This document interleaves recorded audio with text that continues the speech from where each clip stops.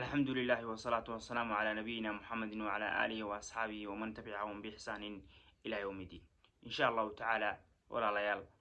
وحينو كوكو جرني أحاديث النبي صلى الله عليه وسلم إلهي أجر يا حسنات هاي نغسية إنينو يسحسسينو مانين بإن إنينو يسحسسينو أو أحاديث النبي صلى الله عليه وسلم فائدوين كجرة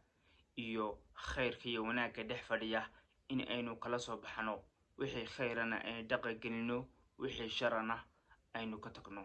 taas waa mid qof kastaba islaam ah qof kasto doonaya in uu mu'min noqdo saaxiibul iimaan in uu qaato ama in uu ku dhaqmo ama in uu ka fakaro inay tahay waxaynu ku soo jirnay axaadiista nabiga sallallahu alayhi wasallam ee qaaliga ahayd waxa weeye nabiga sallallahu alayhi wasallam axaadiis جوامع الكلم كلمدوين يرير أو كوكوان أو لبا صدر إيو ممر صدر إيو لبا صدر إيو بريو كوكوان إنت بدن أي سيدات هاي قالبكو إنت بدن أي سيدات هاي حديث تاير لاكيس معناها كجرة أي تهي معنى آدي آد أبلارا وقف كيف فهمه وإلهي سبحانه وتعالى أقون إيه علمي إيه نور إيه ديني أخلاق به وسينو يوغونا كفايدي نبي صلى الله عليه وسلم محيري إن الله تعالى يقول إلهي سبحانه وتعالى وحولي هاي أنا عند ظن عبدي بي إن خيرا فخير وإن شرا فشر أنغو وحان هاي أدون كيغو وحو إيغام الله يسنيو أيو لي إلهي سبحانه وتعالى إن خيرا فخير هدو خير إيغام الله يستنا خير أي نقنيان هدي وشر إيغام الله يستنا شر أي نقنيان مركنا حديث كان وحديث آد قالوا وكشكينا يقف كستو وحو مليسانا يو أيو كشكينا يا مالوه بلآنك أيو كأبوريه واد أركتين إذن با وحباد مليستان قفك كلا وحباد كمليستان ما أنت قف صاحبك يا لكل مساء قفك صاحبك محاد كمليسانا سا ما أنت مليه بلايا آلسا أو مقرنسا سفر باقلسا قوب بالآلسا قوبتا ملوغوسو دوين يا مسلوغوسو دوين مايو محاد كلا كل مساء ما أنت waxaad u kacaysaa ma garanaysaa hawshaas maxaad kala kulmaysaa adba waa iskarnaysaa markaana malahaasu bila'aadanka ayuu maluhu ku abuuran yahay laakiinse malaha inuu run yahay ama waxa amalaysanaysid inuu wanaagsan yahay ama inuu xaqiiq yahay waxa ku tusinaysaa ama waxa jira calaamado ku tusinaysaa tusaalahan qofka uu tagaysaa qofkaas inuu ku soo dhaweynayo iyo inuuna ku soo dhaweynin waxa calaamado malahaas calaamado xaqiijinaya ayaa jira oo kamid ah qofkaas haduu yahay qofka dadka soo dhaweeya ama awalba adigu ku soo dhaweyn jiray uu ku soo dhaweynaya laakiin haduusan ahayn qof dadka soo dhaweeya ama adiga uu ku soo dhaweyn jirin waxa weeye waa sidii caadadahayd kuma soo dhaweynayo oo ilaahi subhanahu wa ta'ala wuxuu leeyahay anigu waxaanahay malaha qofka bilaadanka ama adoonkeyga malihiisa ayaan ahay haduu wanaag iga fashana wanaag ayaa imanaya haduu xumaan iga fashana xumaan ayaa u imanaya oo dad fara badan baynu aragnay intay salaada dayacaan oo kitaabka ilaahay dayacaan oo ay diintii dayacaan hadhow tan dhahaya ilaahay subhanahu wa ta'ala khayr ayaan ka rajeynaya ama khayr ayaan ka maleysanaya taasuna waa khalad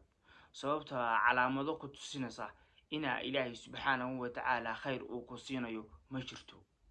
sababtoo adigii baa xududkiisii dayacay adigii baa salaadii dayacay adigii baa diintii dayacay adigii baa kitaabka ilaahay subhanahu wa ta'ala ku dhaqankiisii dayacay marka ina aad tiraadid ilaahay subhanahu wa ta'ala wuxuu isiinayaa wanaag taas waxa weeye waa malo calaamadihiisii ma garanaysaa ay kala duwan yihiin iska soo horjeedaan maanta haddii cadawgaaga ama nin xumaan ku haya u tagtid oo aad tiraadid ninkaas wanaag buu isiinayaa caqli yaraan ayaa lagu tirinayaa bilaadanka qofkii bilaadan wuxuu ku tirinayaa qofkaas inuu caqli yar yahay laakiinse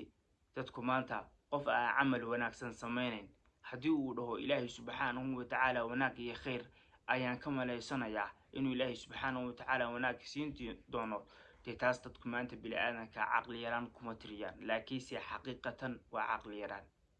xaqiiqatan waa caqli yaraan ama ku tiri ama ha ku tirin waa caqli yaraan markaana ilaahay subxaanahu wa tacaala haddaad male ka malaysatid malahaas hadduu khayr yahay khayr buu noqonayaa hadduu wanaagsan yahayna hadduu xun yahayna mala xun ayuu noqonayaa oo malaha ilaahay subxaanahu wa tacaala laga malaysanayo waxa weeye dhowr qaybood ayaan u qaybeynaa qof ilaahay subxaanahu wa tacaala camal wanaagsan sameeyey oo ilaahay subxaanahu wa tacaala diintiisa ku dhaqmay ilaahay subxaanahu wa tacaala wuxuu ka malaysanayaa inuu meel fiican geenayo oo uu dambi dhaafayo oo uu jannadiisa geenayo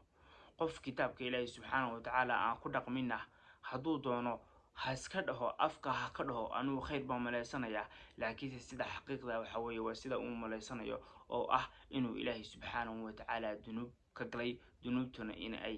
ciqaab ay leedahay malahaasu inuu xaqiiq yahayna waxaa kala ogaanaysaa marka nafta laga qaadayo marka nafta laga qaadayo qofka mu'minka malaa'ig wanaagsan oo malaa'igtii jannada ayaa u bishaareynaysa u imanaysa markaasuu xaqiiqsanaya in meeshii ama wixii uu ka malaysanayay ilaahay subxaanahu wa tacaala uu helayo qofkii xumaana malaa'igtii cadaabta u imanaysa hadhowtana kariha liqaa'ahu faman kariha liqaa'a allahi kariha liqaa'ahu aw kama qaala sala allahu calayhi wasalam qofkii karaahaysta la kulanka ilaahay subxaanahu wa tacaala ilaahayna uu karaahaysanayaa la kulankiisa macnaha qofkii markii nafta laga qaadayo malaa'igta cadaabta marka u timaado oo karaahaysta malaa'igtu inay nafta ka qaado oo ay naftu diido ay aada u karaahaysto ilaahay subxaanahu wa tacaala isna wuu karaahaysanayaa addoonkiisii oo diidan inuu ilaahay subxaanahu wa tacaala usoo noqdo halkan waxaan kusoo koobanaa insha allahu tacaala xadiiska koowaad inkasta uu nala dheeraaday xadiiskaas waxaynu ka qaadanaa insha allahu tacaala in ilaahay subxaanahu wa tacaala khayr laga malaysto in ay u baahan tahay calaamadooyin